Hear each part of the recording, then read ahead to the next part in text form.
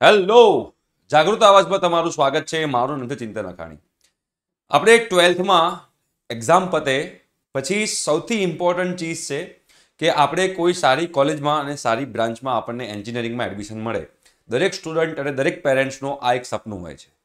But અમે છેલ્લા 6-7 વર્ષથી જે આ કાઉન્સેલિંગ કરીએ છીએ, છોકરાઓને ગાઈડ કરીએ છીએ પર્સનલી મળીને, અને એમાં ઘણા બધા સ્ટુડન્ટ્સ અને ઘણા બધા પેરેન્ટ્સ ભૂલો કરતા હોય છે, મિસ્ટેક્સ કરતા હોય છે.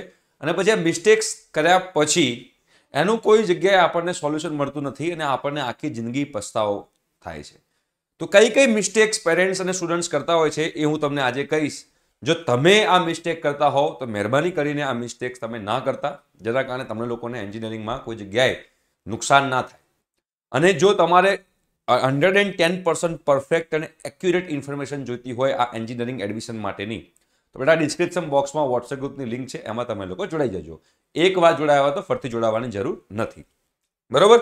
સૌથી પહેલા તો જે એક્ઝામ ફોર્મ જે છે, એક્ઝામ ફોર્મ એટલે કે એસીપીસીનું ફોર્મ, એસીપીસી જે છે admission committee for professional courses, એની અંદર તમે જ્યારે ફોર્મ ફિલઅપ કરતા હોય છે ત્યારે ઘણા બધા સ્ટુડન્ટ જે છે TFWSમાં યસ નથી કરતા.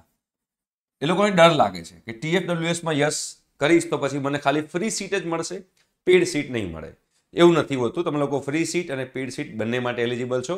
એટલે જે લોકોની ફેમિલી ઇન્કમ 8 લાખથી ઓછી હોય અને એનું ઇન્કમ સર્ટિફિકેટ 1/4/2023 પછીનું હોય તો એ બધા સ્ટુડન્ટ્સે એ એસીપીસીના ફોર્મની અંદર TFWSમાં યસ ટીક કરવાનું છે. બિલકુલ મિસ કરતા નહીં. અને જો યસ કરવાનું રહી ગયું હોય તો બિલકુલ ચિંતા ના કરતા. એસીપીસી તમને ફરીથી ચાન્સ આપશે કે તમારે કોઈ પણ ડોક્યુમેન્ટ કે કોઈ પણ જગ્યાએ ચેન્જ કરવું હોય તો તમે લોકોને એક વિન્ડો આપશે. એ વિન્ડોમાં તમે ફરીથી તમારા એકાઉન્ટમાં ચેન્જીસ કરી શકશો. રાઈટ? એટલે TFWSમાં ખાસ યસ કરજો. એ તમે લોકો બેટા ભૂલ કરતા નહીં. સેકન્ડ ભૂલ શું કરી રહ્યા છે? સેકન્ડ ભૂલ એ કરી રહ્યા છે કે જ્યારે બોર્ડનું રિઝલ્ટ આવે છે ને, બોર્ડનું રિઝલ્ટ આવે છે, હવે બોર્ડના રિઝલ્ટ વખતે આ સૌથી વધારે ભૂલ કોણ કરી રહ્યું છે તમને કહીશ. જે લોકોના 90% યા 93% 94% નીચે જેના પર્સન્ટાઇલ આવે છે ને, એ બધા જ સ્ટુડન્ટ્સ અને પેરેન્ટ્સ જે છે એ આ મિસ્ટેક કરતા હોય છે. શું મિસ્ટેક છે તમને કહું છું કે બોર્ડનું જેવું રિઝલ્ટ આવે છે એટલે માર્કેટમાં તમારે એક ડરનો માહોલ થઈ જાય છે. આ જે ડરનો માહોલ છે ને બેટા બહુ ગંદો છે. સ્ટુડન્ટ્સ અને પેરેન્ટ્સને બહુ જ કન્ફ્યુઝ કરી નાખે છે. બિકોઝ તમે એ લોકો હંમેશા એક વસ્તુ ધ્યાનમાં રાખજો કે દરેક મા બાપની એવી ઈચ્છા હોય કે મારો સન કે મારી ડોટર એ કોઈ સારી કોલેજમાં જાય, એક સરસ મજાનું કરિયર બનાવે. દરેકનું સપનું હોય, એમાં કોઈ ખોટી વસ્તુ નથી. બટ એ ડરના માહોલના કારણે માર્કેટમાં તમારા ઘણા બધા લોકો મિસયુઝ કરી નાખશે.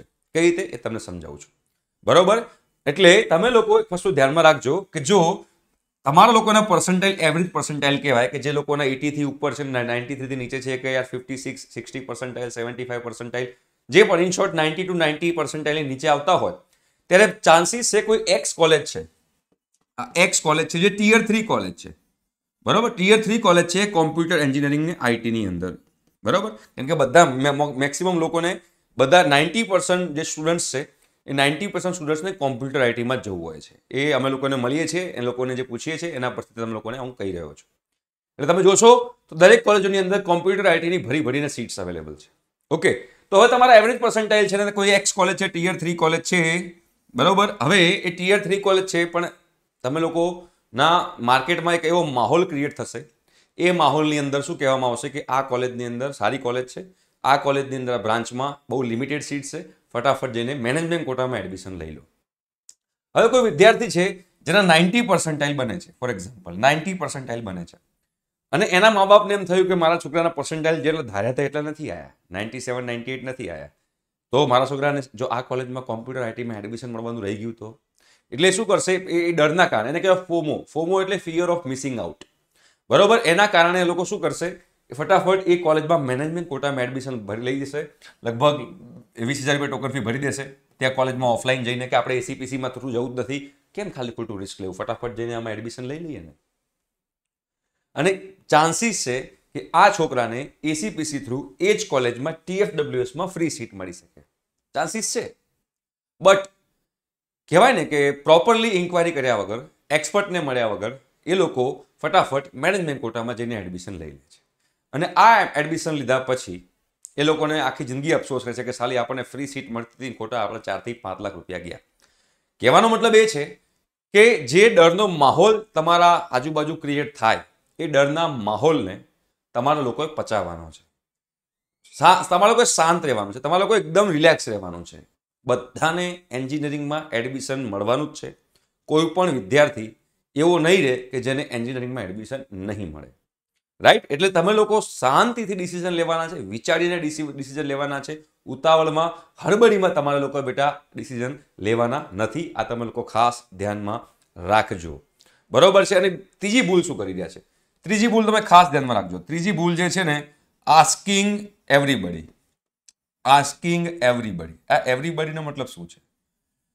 તમે હાલતા ચાલતા દરેક લોકોને રાય પૂછ્યા કરતા હો છો. તમારા પડોશમાં કોઈ આવ્યું હોય, પડોશમાં કોઈ છે જેને એન્જિનિયરિંગનો એ ખબર નથી, એ તમને એમ કહેશે કે આ બ્રાન્ચમાં ના લેવાય. પડોશમાં કાં તો કોઈ તમને બીજી કોઈ જગ્યાએથી તમને ઇન્ફોર્મેશન મળે કે આ બ્રાન્ચમાં ના જવાય, આ કોલેજમાં ના જવાય, બિલકુલ એન્જિનિયરિંગ તો કરાય જ નહીં. તમને આજુબાજુથી ઘણી બધી એડવાઇસ મળશે, બટ તમને એકચ્યુઅલી તમારે એડવાઇસ ક્યાંથી લેવાની? ફોર એક્ઝામ્પલ તમને કહું, તમને પેટમાં દુખતું તમે ડૉક્ટરને જ મળશો ને, આજુબાજુમાંથી પૂછ્યા, આજુબાજુ તમારા પડોશની પાસેથી એડવાઇસ લેશો કે ભાઈ પેટમાં દુખે છે, દવા ગોળી આપી દો, માથું દુખે છે, દવાની ગોળી આપી દો, હાર્ટમાં પ્રોબ્લેમ થાય છે, તમે જ કહી દો ને મારે કોઈ દિવસ જવું નથી કાર્ડિયોલોજિસ્ટ પાસે. એવું ના કરશો. આસ્કિંગ એવરીબડીમાં જશો જ નહીં. બધા જે બોલતા હોય, અને જો દુનિયાના લોકોને આપણે સ્ટોપ નથી કરી શકવાના, બધા પોતાની એડવાઇસ આપવાના છે, કેમ કે આપણો દેશ છે, બધાને બોલવાનો અધિકાર છે. બટ એડવાઇસ માટે તમે લોકો એક વ્યક્તિને ફિક્સ કરી દો. હું એમ નથી કહેતો કે મને જ ફિક્સ કરો, હું એવું નથી કહેતો, બટ જે વ્યક્તિને તમે ફિક્સ કરો એ ફિક્સ કરતા પહેલા એનું એજ્યુકેશનલ બેકગ્રાઉન્ડ ચેક કરો કે ભાઈ તમે કયું એન્જિનિયરિંગ કર્યું છે, કઈ કોલેજમાંથી કર્યું છે, માસ્ટર્સ કર્યું છે કે નહીં, માસ્ટર્સ કર્યું છે તો કઈ કોલેજમાંથી કર્યું છે, રાઈટ? પછી તમે પીએચડી કરો છો તો કઈ કોલેજમાંથી કરો છો, તમારા ગાઈડ શું છે, કયા ટોપિક પર રિસર્ચ કરો છો, જે વ્યક્તિનું તમે લોકો ગાઈડન્સ લઈ રહ્યા છો, કેટલા વર્ષથી તમે આ ફિલ્ડમાં એક્સપિરિયન્સ છો, બરોબર, કેટલા લોકોને તમે ગાઈડ કરી ચૂક્યા છો, આ બધા ક્વેશ્ચન્સ તમને લોકોને ખબર હોવા જોઈએ જ્યારે તમે કોઈ વ્યક્તિ પાસેથી એડવાઇસ લેવા જઈ રહ્યા હો. અને જે વ્યક્તિ તમે નક્કી કરો કે ના મને આ વ્યક્તિ પર ભરોસો આવે છે, આ વ્યક્તિ પર મને ટ્રસ્ટ આવે છે, તો આ જે કહેશે હું કરીશ. આપણે કેવું કરીએ છીએ, દરેક જગ્યાએથી ઇન્ફોર્મેશન ભેગી કરીએ છીએ અને પછી કન્ફ્યુઝ થઈ જઈએ છીએ. એવું ના કરશો. કોઈ પણ એક જ વ્યક્તિને સાથે ગાઈડન્સ લેવાનું, એકથી વધારે વ્યક્તિને પૂછવા જવાનું નહીં. આ તમારા થંબ રૂલ પકડી રાખો અને પછી એની પર ટ્રસ્ટ મૂકવાનો. આપણે બેટા એરોપ્લેનમાં બેસીએ કે ટ્રેનમાં બેસીએ કે બસમાં બેસીએ ને, ત્યારે બસનો ડ્રાઈવર કોણ છે આપણને ખબર નથી, ટ્રેનનો ડ્રાઈવર કોણ છે આપણને ખબર નથી, પ્લેનનો પાયલટ કોણ છે આપણને ખબર નથી, નામ ખબર નથી, જોયો નથી, છતાં પણ આપણે આંખ બંધ કરીને એની પર ટ્રસ્ટ મૂકીએ છીએ અને આપણી જિંદગી એના હાથમાં આપી દઈએ છીએ. બરોબર? પણ અહીંયા તો તમને લોકોને ચૂઝ કરવા મળે છે કે મારે કોની જોડેથી એડમિશનનું કાઉન્સેલિંગ કરાવવું છે, એ તમને ચૂઝ કરવા મળે છે. તો તમે ચૂઝ કરતા પહેલા રિસર્ચ કરો અને રિસર્ચ કરીને પછી ડિસિઝન લો કે મારે કોની જોડથી લેવું છે ગાઈડન્સ. બરોબર છે? તમે સુરતમાં રહેતા હો, સુરતમાં કોઈ જગ્યાએ તમે એડમિશન કાઉન્સેલિંગ કરતા હો તો કોની જોડથી કર્યો છો એનું બેકગ્રાઉન્ડ ચેક કરો, એનું એજ્યુકેશન શું છે. લગભગ ખબર પડે કે બીકોમ કરેલો વ્યક્તિ તમને એન્જિનિયરિંગમાં એડવાઇસ આપતો હોય તો ખોટું પડી જાય ને બેટા. એટલે તમારા લોકો આ વસ્તુ ધ્યાનમાં રાખવાની છે કે આસ્કિંગ એવરીબડી પર જવાનું નથી, કોઈ એક જ વ્યક્તિ પર તમે લોકો જે છે એ ભરોસો મૂકો. ચોથી વસ્તુ છે કે તમે લોકો જે છે ને નેવર, આ મિસ્ટેક્સ ઘણા બધા કરે છે, ફોન કોલ ઉપર, ફોન કે વોટ્સએપ ઉપર મહેરબાની કરીને કોઈ દિવસ એડમિશન કાઉન્સેલિંગ ના કરશો. અમને લોકોને બી ઘણા બધા વોટ્સએપ મેસેજ આવે છે, ફોન કોલ આવે છે. જો તમને કહી દઉં કે વોટ્સએપ ઉપર અને ફોન કોલ ઉપર તમને કોઈ દિવસ પરફેક્ટ આન્સર ના મળે. કેમ પરફેક્ટ આન્સર ના મળે? અમે લોકો શું કરીએ છીએ, જો અમે લોકો જનરલ આન્સર આપીએ. જનરલ આન્સર કેમ આપીએ કે ફોન કોલ છે, રેકોર્ડ થતા હોય, વોટ્સએપ પર આન્સર આપીએ તો એના સ્ક્રીનશોટ પડતા હોય અને પછી એ વાયરલ થતા હોય, જેના કારણે પોસિબલ છે કે અમારા દુશ્મન માર્કેટમાં ક્રિએટ થાય. જાહેરમાં અમે લોકો કોઈ કોલેજ વિશે જાહેરમાં કોઈ બોલવાનું નથી કે આ કોલેજ કેવી છે, નામ દઈને કે આ કોલેજમાં એડમિશન લેવું જોઈએ, આ કોલેજમાં એડમિશન ના લેવું જોઈએ. એ કોઈ દિવસ તમને લોકોને ફોન કોલ કે વોટ્સએપ પર આન્સર મળશે નહીં. જે પણ તમને આન્સર આપશે એ જનરિક આન્સર હોય, જનરલ આન્સર હોય, ડિપ્લોમેટિક આન્સર હોય. એટલે હંમેશા યાદ રાખવાનું કે તમે કોઈને, અને હા, ફોર એક્ઝામ્પલ તમે લોકો અમારા પર જ ફોન કોલ કરો છો, અમારી ટીમમાં જ ફોન કોલ કરો છો, વોટ્સએપ કરો છો. પોસિબલ છે કે ઘણીવાર તમે ફોન પર વાત કરો છો અને ફોન પર વાત કરીને ડિટેલ અમને ખબર હોતી નથી, ભાઈ તમારા પપ્પા શું કરે છે, તમે કઈ સિટીમાં રહો છો, તમારું બજેટ શું છે, તમારી કાસ્ટ શું છે, એ બધું અમને કંઈ જ ખબર નથી. અને તમે ખાલી બે કોલેજ વચ્ચેનો ડિફરન્સ પૂછો અને તમારું બજેટ નથી અને તમે અમને પૂછી કે ફોર એક્ઝામ્પલ એક્સ કોલેજ સારી કે વાય કોલેજ સારી, તમારું બજેટ નથી અને અમે તમને એક્સ કોલેજ સજેસ્ટ કરી જેની ફીસ વધારે છે, તમે ઘરે જઈને જીદ કરશો કે સરે કીધું છે કે એક્સ કોલેજમાં જવાનું તો એમાં જ જવું છે, અને પછી તમે એજ્યુકેશન લોન લઈને કે બહારથી કોઈ જગ્યાએથી વ્યાજવા પૈસા લઈને તમે એ કોલેજમાં એડમિશન લો અને પછી સ્ટુડન્ટને મળવા આવે કે સર આમાં તો બજેટ બહાર જાય છે, આ કોલેજમાં મને ફીસ પોસાતી નથી, અમારે એડમિશન કેન્સલ કરાવવું છે, તમે જ અમને સજેસ્ટ કર્યું હતું, બટ અમને ખબર નથી હોતી કે તમારું ફેમિલી બજેટ શું છે. એટલે જ્યારે પણ એડમિશન કાઉન્સેલિંગ કરાવતા તો ઘણા બધા ફેક્ટર મેટર કરતા હોય, તો ફોન કોલ ને વોટ્સએપ પર કોઈ દિવસ તમારું એડમિશન કાઉન્સેલિંગ ના કરાય, તમારી જિંદગીનો સવાલ છે. રાઈટ? એટલે આ વસ્તુ તમારા લોકોએ ખાસ ધ્યાનમાં રાખવાની છે. પાંચમી વસ્તુ જે છે, જે ઘણા બધા પેરેન્ટ્સ અને સ્ટુડન્ટ્સ નિગ્લેક્ટ કરે છે, બટ મચ ઇમ્પોર્ટન્ટ વસ્તુ જાણવા માટેની, એ છે not proper analysis. Not proper analysis કોનું? કોલેજનું. બસ બધાને એટલી બધી હોડ છે, કેમ કે હોડ એટલી બધી છે કે ફટાફટ કોલેજમાં એડમિશન લઈ લઈએ.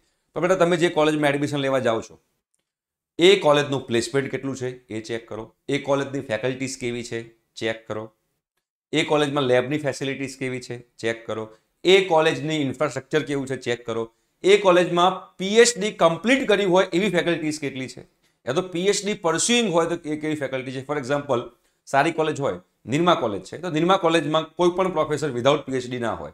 DAIICT હોય તો એમાં કોઈ પણ પ્રોફેસર વિધાઉટ પીએચડી ના હોય.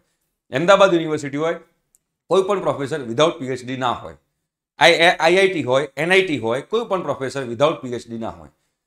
બીજી બધી કોલેજમાં પીએચડી હોય પણ ઓછા હોય. તો ચેક કરો કે કેટલા ફેકલ્ટી પીએચડી કર્યું છે, કેટલા ફેકલ્ટી પીએચડી નથી કર્યું. અને પીએચડી કર્યું છે એનો મતલબ નથી કે ફેકલ્ટી સારી છે.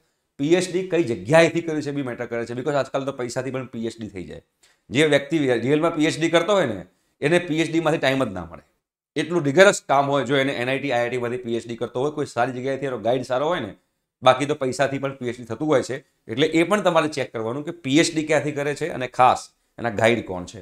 રાઈટ? તો નોટ પ્રોપર એનાલિસિસ, આ એનાલિસિસ કર્યા વગર, બીકોઝ ઘણી બધી કોલેજો જે છે એ ઘણી બધી કોલેજોમાં એવું પણ પોસિબલ થાય છે કે મિકેનિકલની ફેકલ્ટી કોમ્પ્યુટર આઈટીમાં ભણાવતી હોય, બીકોઝ મિકેનિકલમાં એડમિશન ના થયા હોય એટલે ફેકલ્ટીને કહેવામાં આવે કાં તો તમે સી લેંગ્વેજ શીખી જાઓ કાં તો તમે જોબ છોડી દો. એટલે મિકેનિકલની ફેકલ્ટી સર્વાઈવલ માટે સી લેંગ્વેજ શીખીને કોમ્પ્યુટર આઈટીમાં શીખવાડવાનું ચાલુ કરી દે. રાઈટ? તો આ વસ્તુ ઘણા બધા સ્ટુડન્ટ્સ ભૂલ કરતા હોય છે. સિક્સ્થ જે છે એ અગેન પ્રોપર એનાલિસિસ પછી સિક્સ્થ જે છે એ ચોઇસ ફિલિંગમાં ઘણા બધા લોકો મિસ્ટેક્સ કરે છે. ચોઇસ ફિલિંગમાં શું મિસ્ટેક કરે છે? આના ચોઇસ ફિલિંગના ઘણા બધા નિયમ છે. એ નિયમ પણ તમને ધીમે ધીમે સમજાવીશ અને નિયમ તમારે સમજવાની જરૂર છે.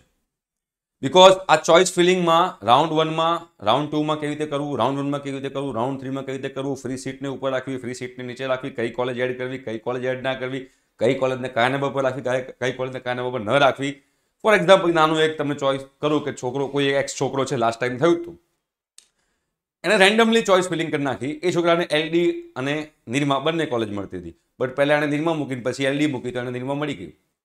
હવે બંને કોલેજમાં મળતું હોય ને પહેલું ચોઇસ નિરમા મૂકી હોય તો નિરમા મળી જાય, તો સેકન્ડ રાઉન્ડમાં LD ના મળે. હવે એને નિરમા મળી ગયું, પછી એને મારો કોન્ટેક્ટ કરીને કીધું કે સર મારે તો ફાઇનાન્શિયલ બજેટ હતું જ નહીં, મારે ફાઇનાન્શિયલ બજેટ હતું જ નહીં, મને નિરમા મળી ગઈ, મારે હવે LD જોવે છે, મને કંઈક કરી આપો. તો જો આપણે ફાઇનાન્શિયલ બજેટ હતું જ નહીં તો ચોઇસ ફિલિંગમાં નિરમા નાખી જ કેમ? આ ક્વેશ્ચન માર્ક. એટલે કેટલી ચોઇસ નાખવી, કઈ ચોઇસ નાખવી, ઉપર નીચેમાં ઓર્ડર શું રાખવો જોઈએ, આપણા બજેટ પ્રમાણે, આપણો કરિયરનો જે પ્લાન છે કે 4 વર્ષના એન્જિનિયરિંગ પછી આપણે શું કરવું છે એ પ્લાનિંગ સાથે શું કરવું જોઈએ, તો એના માટે તમારે ચોઇસ ફિલિંગ જે છે એ પ્રોપર કરવી જોઈએ. અને આ બધું અમે લોકો પર્સનલી જે લોકો અમને મળવા આવે છે એ લોકોને આપણે કરાવીએ છીએ. રાઈટ? ફ્રી ઓફ કોસ્ટ કરાવીએ છીએ, કશોનો ચાર્જ લેતા નથી આપણે. સાતમી વસ્તુ જે છે એ બી અગત્યની વસ્તુ છે કે રાઉન્ડ 1ના રિઝલ્ટ આવ્યા પછી ટોકન ફીસ ભરવી કે નહીં. આ બહુ જ મોટો ક્વેશ્ચન હોય છે, ઘણા બધા લોકો ભૂલ કરી દેતા હોય છે. ટોકન ફીસ ભરવી કે નહીં, બરોબર, એ બી ખાસ એનાલિસિસ કરજો.